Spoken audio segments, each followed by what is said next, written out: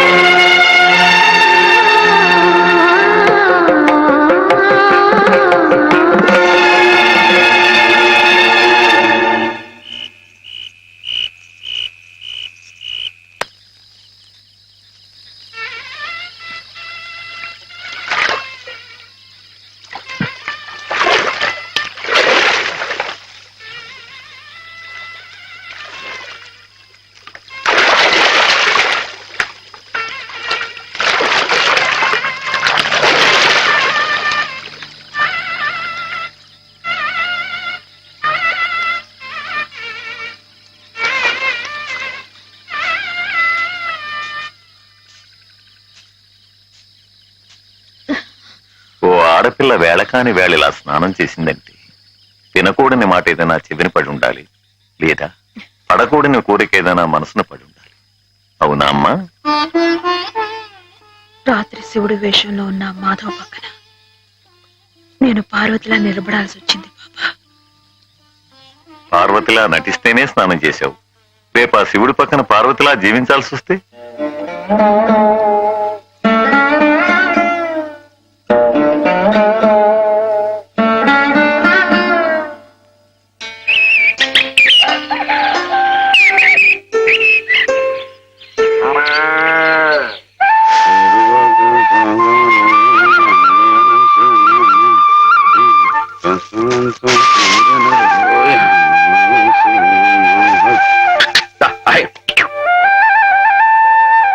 హేమా, పెద్ద ముత్తైదువులు ఆ చీరేమిటి, పాల కోసం ఆ బిందెేమిటి, ఏమైంది నీకు ఇవాళ? ఏం కాలా, నేను వెళ్ళి నీళ్లు తీసుకొస్తాను, నువ్వు వెళ్ళి పాలు తీసుకురా. రోజు నువ్వు వెళ్ళి పాలు తీసుకొచ్చేదానివి, ఇవాళ కొత్తగా ఏం మార్పు వచ్చింది? నిన్నటి ఆదివారం వెళ్ళిపోయి వాళ్ళ సోమవారం వచ్చింది, అదే మార్పు. పెద్ద మాటలు. నేనెప్పుడో నీళ్లు తీసుకొచ్చేసాను, నువ్వు వెళ్ళి పాలు తీసుకురా.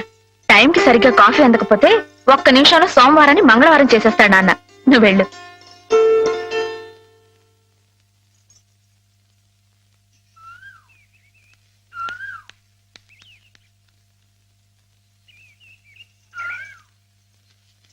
రండి రండి. ఏంటమ్మా గారు ఆలస్యం లేచారంటండి? కళ్ళు కలవల్లా ఉన్నాయి.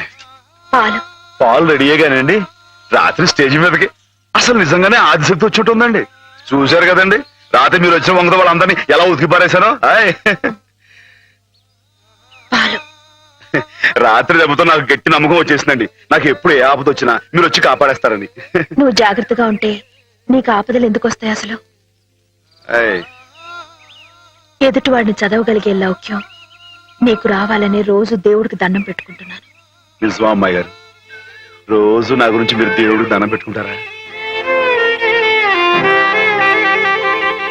పాలు చూడు. బాగుంది నాన్న, బాగుందండి. శుభం. మరి అబ్బాయికి అమ్మాయి నచ్చింది కాబట్టి ఆ ఇచ్చిపుచ్చుకోవడాలు కూడా మరి బాబు, అబ్బాయి గారికి అమ్మాయి గారు పాస్ అయిపోయి సరే అండి, మరి అమ్మాయి గారికి అబ్బాయి గారు పాస్ అవ్వట్లేదు ఏంటండి? అయ్య బాబా.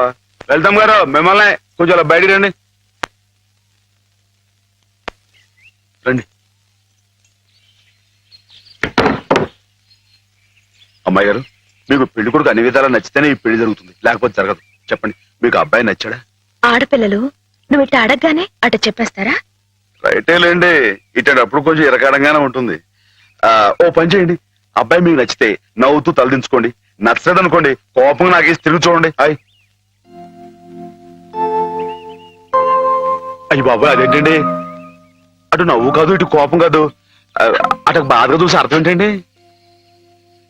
నాన్నని, చెల్లెల్ని, మిమ్మల్ని అందరినీ వదిలి వెళ్ళాలంటే బాధగా ఉంది. రైటేనండి, ఆడపిల్ల అంటే అంతే కదండి. పాపం రేపు హేమ గారు కూడా అంతేలే. వదిలేస్తే లింకులు పెట్టేస్తాడు. నీ నీకాయన నచ్చారా లేదా అది చెప్పు.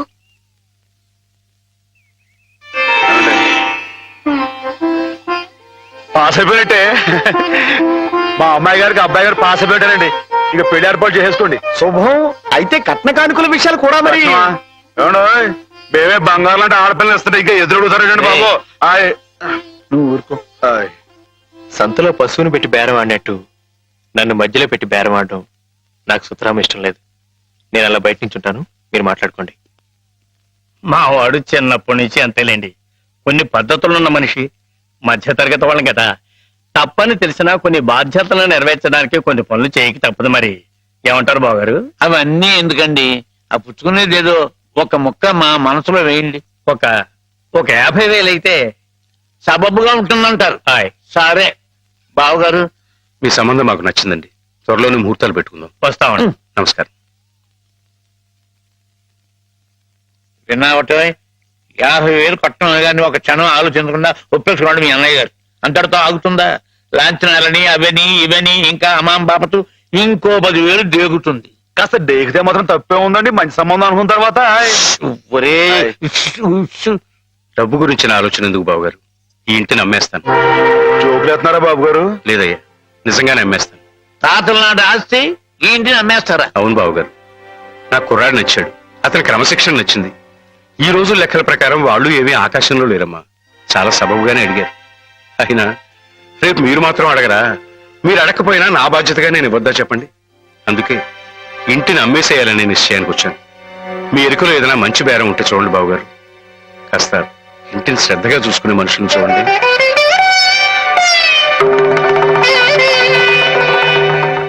బామ్మగారు, ఎవరు? మాధవ. హాయ్. రా బాబు కూర్చో. మా వెధవా ఇంట్లో లేడు. నేను మీతోనే పని నుండి వచ్చానండి. నా కోసమా? ఉమ్. ఏమిటి బాబు? నేను మిమ్మల్ని ఒకటి అడుగుతానండి. మీరు కాదనకుండా నాకు మాట ఇవ్వాలి. ఏమిటది? ముందు మాట ఇవ్వండి, తర్వాత చెప్తాను. సరే మాట ఇస్తున్నాను. ఏమిటో చెప్పు. ఇదిగోండి, ఈ డబ్బు తీసుకోండి. డబ్బా? ఆయ్. ఎందుకు? ఇది మీ డబ్బుగా బాబు గారికి మీరు ఇవ్వాలి. నా డబ్బుగా బాబు గారికి ఇవ్వాలా? ఆయ్. ఎందుకని? లలితమ్మ గారికి మంచి పెళ్లి సంబంధం కుదిరిందండి. 50,000 దాకా కట్నం అడిగారు. ఆ డబ్బు కోసం బాబు గారు ఇల్లు అమ్మేస్తున్నారు. ఇల్లు అమ్మేస్తే ఆయన ఏమైపోతారు పాపం? అందుకే కదండి ఈ డబ్బు ఇస్తున్నాను. నాకు ఎప్పటి నుంచోనండి బాబు గారి పుస్తకాలు వచ్చేయించాలన్న చిన్న ఆలోచన ఉందండి. ఆ కోరిక ఉపయోగించుకుని ఈ డబ్బు బజార్ కింద ఇచ్చామనుకోండి, ఆ పెళ్లి ఖర్చుకి ఉపయోగపడుతుంది, ఆ ఇల్లు నిలుస్తుందండి. అవును, ఇంత డబ్బు ఎక్కడిది నీకు? అప్పు చేశావా? నాకు ఆవులున్నాయి కదండి, అందులో కొన్ని అమ్మేశానండి. మిగతావేమో బేరం పెట్టాను.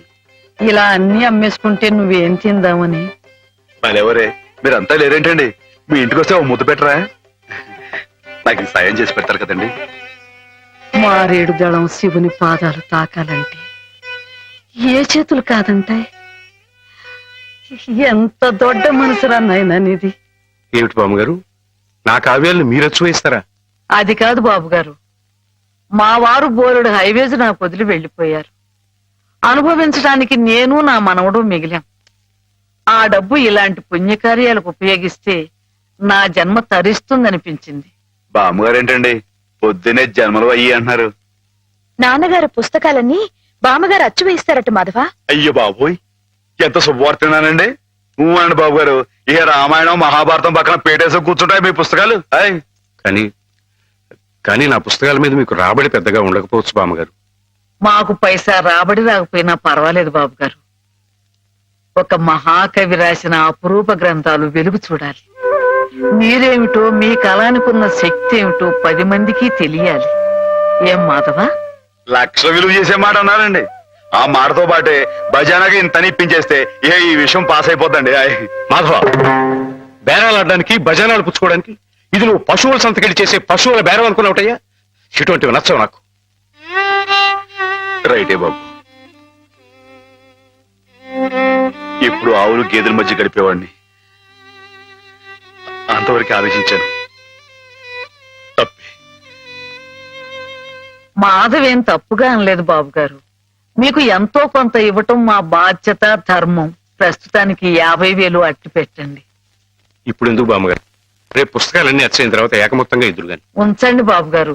పెద్దమ్మాయి గారు పెళ్ళని కూడా అనుకుంటున్నారట కదా, దేనికైనా అక్కడికి వస్తుంది. బామ్మగారు మాట కాదనకండి బాబు, ఉంచండి. మన అవసరం పాస్ అయిపోతుంది. ఇచ్చేయండి.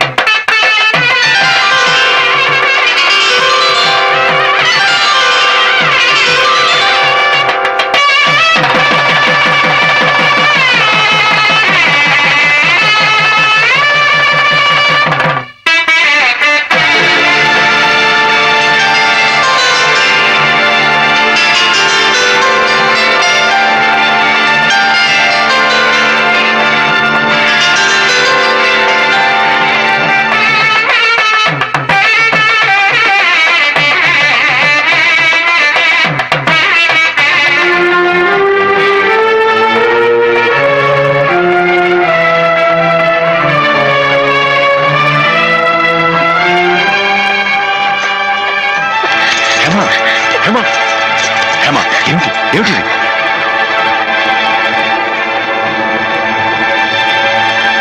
ఏంటండి అమ్మాయి గారు, ఏమైందండి? ఏం లేదు.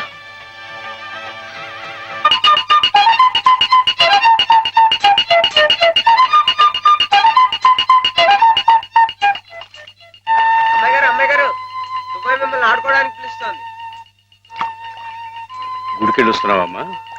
ఆ, పుట్టినరోజు కదా అని. కన్నెపిల్ల జరుపుకునే ఒక్కొక్క పుట్టినరోజు కన్నవాళ్లకు ఒక్కో హెచ్చరికమ్మ. కళ్యాణ ఘడి సమీపిస్తోంది సుమా అనే ఓ అందమైన హెచ్చరిక. కూర్చోండి నాన్న, ఎందుకమ్మా? కూర్చోండి. లేమ్మా, లే. ఈ పుట్టినింటి మహారాణి మెట్టినింటి మహారాణి పిల్లపాపలతో సుఖ సంతోషాలతో వర్ధిల్లాలమ్మా. అన్నట్టు మీ అక్కయ్య నీకు ఉత్తరం రాసిందమ్మా. ఆహా, ఏం రాసింది నాన్న? నీకు పుట్టినరోజు శుభాకాంక్షలు పంపింది. నువ్వు కూడా దానికి వెంటనే శుభాకాంక్షలు అందజేయాలి సుమా. దేనికి? మీ అక్కయ్య నన్ను తాతం చేయబోతోందమ్మా. నిజంగా? మా నాన్న తాత అయిపోతున్నారు. బామ్మగారు వచ్చారేమో, ఒకసారి వాళ్ళ ఇంటికి వెళ్ళి చూసొస్తానమ్మా. పోరా, జరిగితే చూడకూడదు. ఇదిగో ఉత్తరం ఉత్తరం. ఇటు అమ్మాయి గారు, అమ్మాయి గారు, అమ్మాయి గారు, అమ్మాయి గారు, ఈవేళ పిఠాపురంలో ఆవులు పోటీ కదండి. నేను గంగ నిజం బయలుదేరుతున్నానండి. మా చంటిగాడు నేను లేని కదా అని తలా ఇస్తాడేమో, మీరు కాస్త దగ్గర నుంచి చూసుకోండి. ఇప్పుడే బయలుదేరుతున్నావా? మరి సాయంకాలం కదండి పోటీ. పోనీ మధ్యాహ్నం వెళ్ళకూడదా? మధ్యాహ్నం బయలుదేరితే టైం ఏమి మిగులుద్దండి. ఆవు కాస్త అలుపు తీర్చుకోవాలన్నా, ఈ సర్దుకోవాలన్నా ఇప్పుడు వెళ్ళడం రైట్ అండి. సరే, నీ ఇష్టం. ఉంటానండి. అదేమిటి? ఇంతకీ కావాల్సిన ఆవిడ మర్చిపోయానండి. ఈ ఏడాది కూడా బహుమతి నాకే పాస్ అయిపోవాలని కోరుకున్నారు కదండి. నువ్వు అడిగితే కదా. అయ్య బాబు, అడగాలండి. కోరుకోండి బాబు. సరే, నీదే. చాలండి.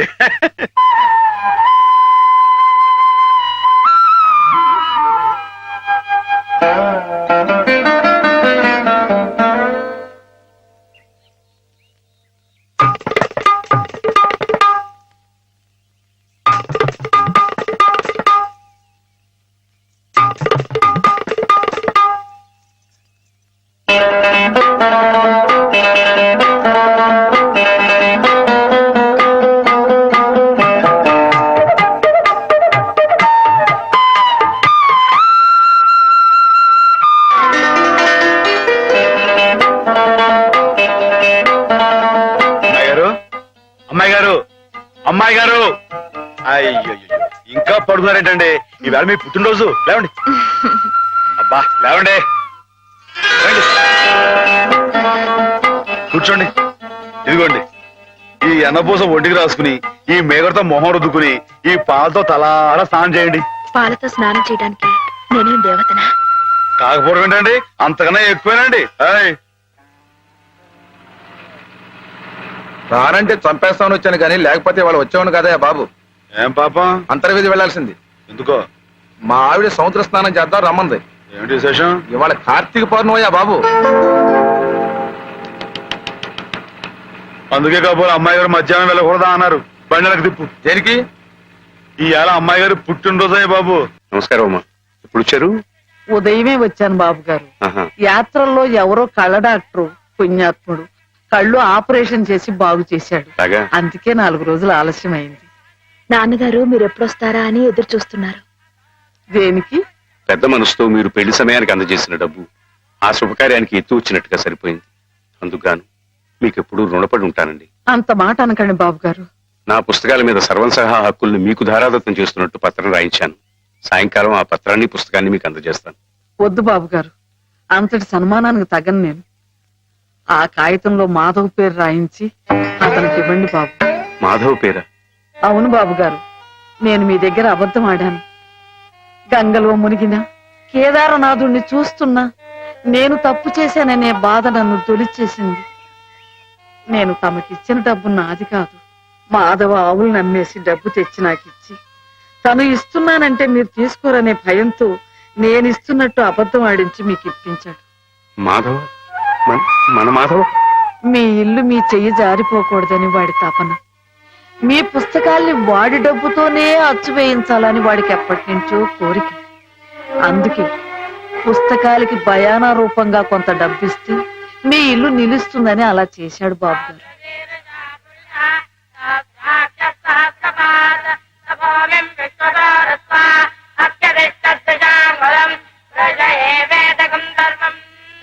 ఆవులు ఏమయ్యాయా అని అడిగితే ఆసుపత్రిలో చేర్పించానని అబద్ధం చెప్పాడు. ఇందుకేనన్నమాట.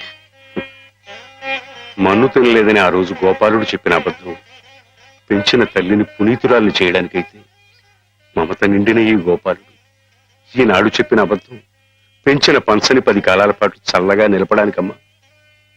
నన్ను యువతలి గట్టుకు చేర్చిన మహనీయుడు అవతలి గట్టునే ఆగిపోయాడమ్మా. ఒక్కసారి పండి మాధవం తీసుకురాగలవా? అలాగే నాన్న.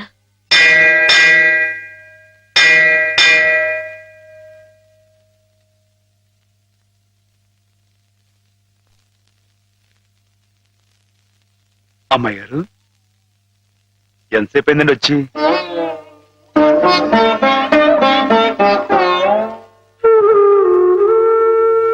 ఏంటి అమ్మాయి గారు అలా కొత్తగా చూస్తున్నారేంటి?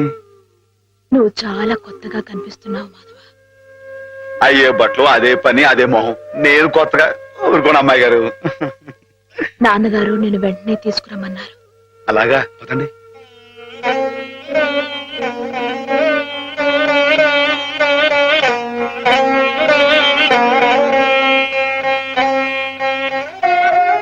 ఏమిటి ఈ అమూల్యమైన గ్రంథాలు ఏమిటి? ఆచోకు అంకితం ఇవ్వడం ఏమిటి? నేనేం చెప్పను. మామయ్య మంచి పని చేస్తున్నాడు అన్న.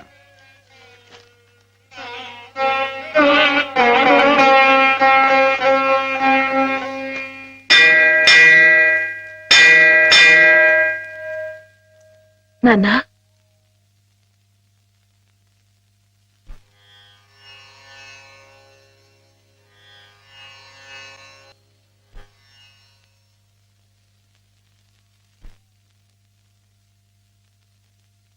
బాబు గారు నాకు బాబు గారు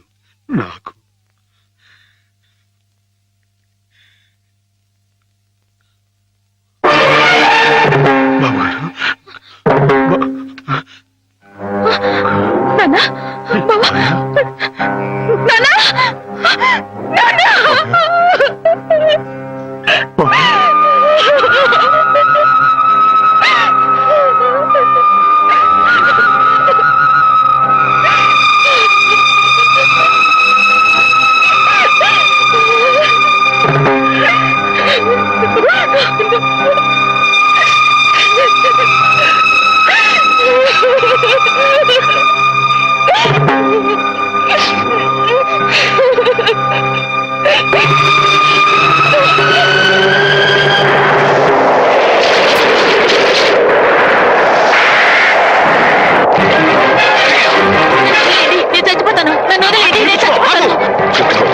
ఎందుకు చచ్చిపోవాలనుకున్నావు?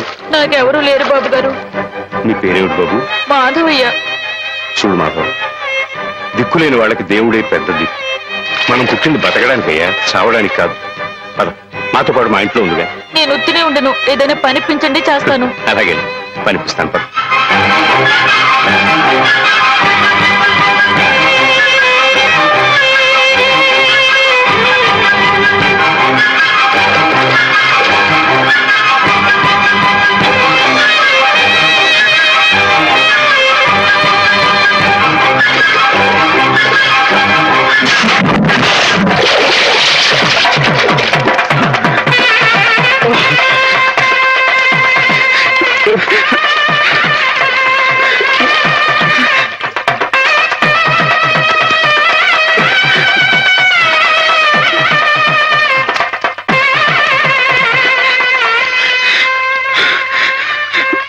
మహేశ్వరుడు, పరమేశ్వరుడు, లోకరక్షకుడు, ఇవన్నీ నీ పేర్లేక?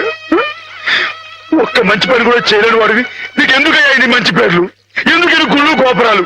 ఎందుకని పూజలు పురస్కారాలు? చెప్పు, మాట్లాడు మాట్లాడు మాట్లాడు. ఎందుకంటే నువ్వు తప్పు చేసావు గనక. అసలు నువ్వు అంటూ ఉంటే కదయ్యా తప్పు చేయటానికైనా ఒప్పు చేయటానికైనా. నువ్వు ఉన్నావు అనుకోవటం మా పిచ్చి, మా ఎర్రి, మా భ్రమ. వద్దు, నువ్వు మా మధ్య ఉండడానికి వీల్లేదు. పో, దూరంగా పో, ఈ గోదావరిలో కలిసిపో, ఈ గోదావరిలో కలిగిపో. ఏమిటి ఆవేశం? దేవుడి మీద నా నీ కోపం? ఈయన దేవుడులాగా అవుతాడు బాబా. నమ్ముకున్న వాళ్ళకు మంచి చేసేవాడు దేవుడు, పూజలు చేసేవాళ్ళకు కాపు కాసేవాడు దేవుడు. ఈయన మనిషిలాగే మోసాడు బాబా. లేకపోతే రోజు శివారాధన చెయ్యందే మంచి కూడా ముట్టుకుని అయ్యగారిని అర్థంతరంగా తీసుకుపోతాడా? అలాగా అయితే మాత్రం నీకేం అధికారం ఉందని దీన్ని నీటిపాలు చేయాలనుకుంటున్నావు? ఇది నేను చేసుకున్న బొమ్మ, దీని మీద అధికారం నాకు ఎందుకు ఉండదు?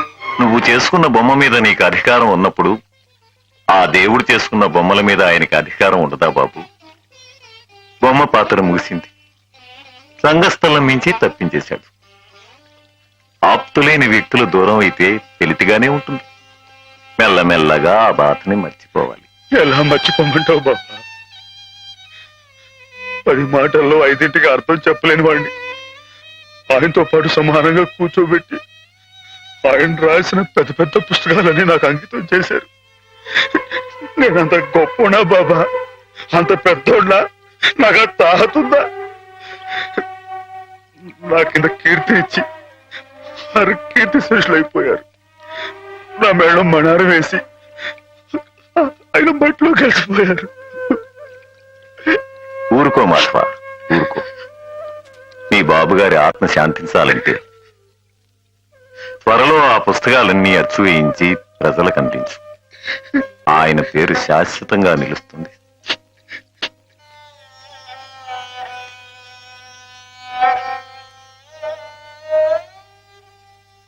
ఇక నాన్నగారి పుస్తకాల సంగతి మర్చిపో మాధవ. ఈ ఇల్లు నిలబెట్టాలనుకున్నావు, అందుకు నువ్వు కష్టపడింది నష్టపోయింది చాలు. ఆ రుణం మేము తీర్చుకున్న తర్వాత ఆ పుస్తకాలు అప్పుడే అచ్చు వేయించచ్చు. మీరు రుణం తీర్చుకుంటారా అమ్మాయి గారు? అయితే ఆ డబ్బు నేను అప్పుగా ఇచ్చానండి. ఆ మాత్రం డబ్బుకే మీరు రుణం అనుకుంటే అయ్యా అమ్మా ఏ దిక్కులే నన్ను చిన్నప్పటి నుంచి అయ్యగారు సాకారే. మరి ఆయనకి ఎంత రుణపడి ఉంటానండి? అయ్యగారు లేదు కదా అని మీ ఇష్టం మాట్లాడితే పాస్ అయిపోద్ది అనుకోమాకండి. అది కాదు మాధవ, నా ఉద్దేశం అది కాదు. పుస్తకాలు అప్పు చెప్పేటప్పుడు అయ్యగారు నన్ను రామయ్య అన్నారు, కృష్ణయ్య అని పిలిచారు, కృష్ణదేవరాయలు అన్నారు. నేను నిజంగా అంత గొప్ప అని కాకపోయినా కనీసం వాళ్ళ మంచితనంలో కొంతను చూపించుకునేవండి. నీకు మించిన బరువును మోస్తున్నావనే కానీ మరేం లేదు మాధవ. నీ ఇష్టం. నాన్నగారిని చనిపోకుండా బ్రతికిస్తానంటే మాకు మాత్రం సంతోషం కదా? మనం ఎవరూ కాదని ఆయన బతికించేది. ఆయన రాసిన ప్రతి అక్షరంలో ఉన్న ప్రాణం, ప్రతి పదంలో ఉన్న భావం.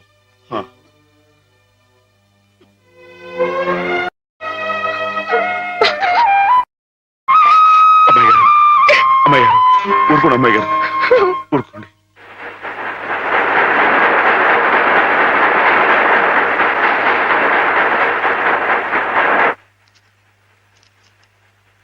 వీటన్నిటినీ మీరు చెప్పిన విధంగా ఇలా క్యాలికో బైండ్ తో అచ్చువేయాలంటే దాదాపు ₹1,00,000 అవుతుంది. 1,00,000 ఏంటండి? కొంచెం ఎక్కువైనా గానీ ఘనంగా అందంగా అచ్చవ్వాలండి. మరైతే బజానా అండి. ఇదిగోండి ఈ డబ్బు ఉంచండి, లెక్కెట్టుకోండి.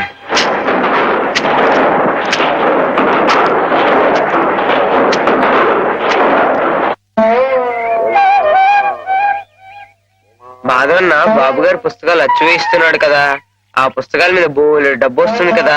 మళ్ళీ మీ అమ్మని, పిన్నుల్ని, అత్తయ్యల్ని అందరినీ కొని తీసుకొస్తాడు కదా. అప్పుడు దొడ్డంతా పశువులతో, ఇల్లంతా పాడితో మళ్ళీ పాత రోజులు వచ్చేస్తాయి కదా స్వామి.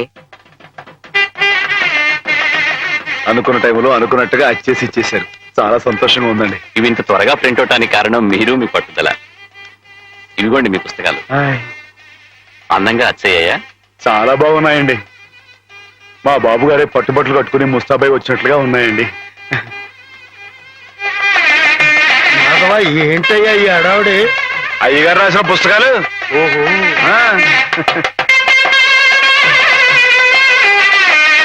ఆగండి ఆగండి. ఇదేంటి పిచ్చాసుపత్రి బండి ఉందండి ఇక్కడ?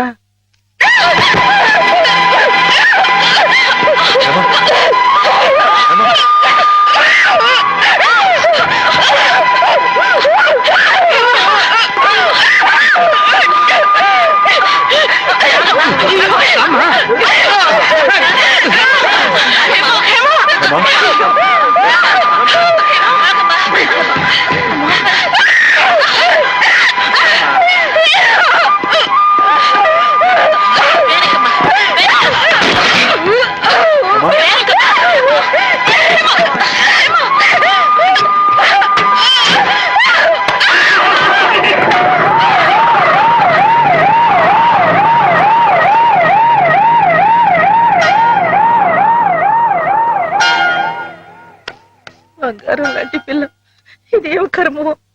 ఏంటండి ఇది? ఇప్పుడు నేను చూసింది అమ్మాయి గారేనా? ఏమే మాధవ, ఏ జన్మలో మేమెవరో ఏం పాపం చేశాము, అది శాపమై పిల్లగా చుట్టుకుంది. అసలు ఏం జరిగిందండి? లలితకి 15 రోజుల ముందుగానే పురుడు వచ్చిందని తెలిసి నేను హేమ లలిత ఇంటికి వెళ్ళాం. రక్తం బాగా పోయి నీరసంగా ఉంది పిల్ల. 4 రోజుల్లో కాస్త తెరుపుగా అనిపించింది. ఇక్కడ ఈయన భోజనానికి ఇబ్బంది అవుతుందని హేమని 4 రోజులు ఉండమని చెప్పి నేను వచ్చేసాను. అదే అదే మాధవ నేను చేసిన మహాపరాధం. అవునమ్మ గారు, మీరు ఆ 4 రోజులు అక్కడ ఉండుంటే ఇలా జరగకపోను. హేమమ్మ గారు కనిపెట్టలేదు కానీ ఆ దుర్మార్గుడి కళ్ళల్లో ఉన్న పాపపు చూపు నేను ముందే పసిగట్టాను.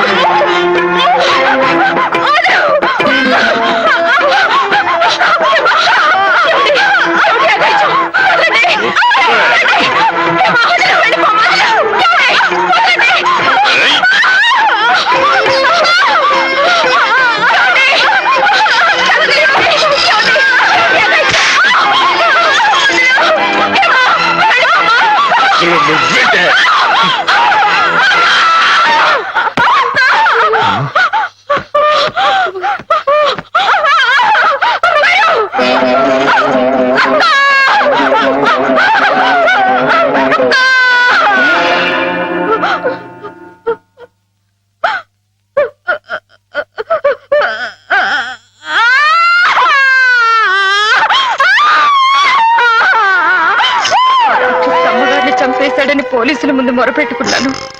వాడు విసిరేసిన డబ్బులు పోలీసుల చెవుల్ని మూసేసింది. నా గోడు ఎవ్వరూ పట్టించుకోలేదు. డబ్బులు విరిజిమ్మి వాడు అమ్మాయి గారు కాలు జారిపడి చచ్చిపోయారని చెప్పి నమ్మించి తన మీదకి ఏ కేసు రాకుండా చేసుకున్నాడు. ఆ రోజు నుంచి చిన్నమ్మాయి గారు ఇదిగో మీరు చూస్తున్నారే ఇలా అయిపోయారు. ఏ మగాడి దగ్గరికి వచ్చినా మీద పడడం, కొట్టడం, రక్కడం. అమ్మ తల్లిలా ఉండే చిన్నమ్మాయి గారు ఇలా అయిపోవడానికి కారకుడైన ఆ దౌర్భాగ్యుడు పురుగులు పడి చస్తాడు.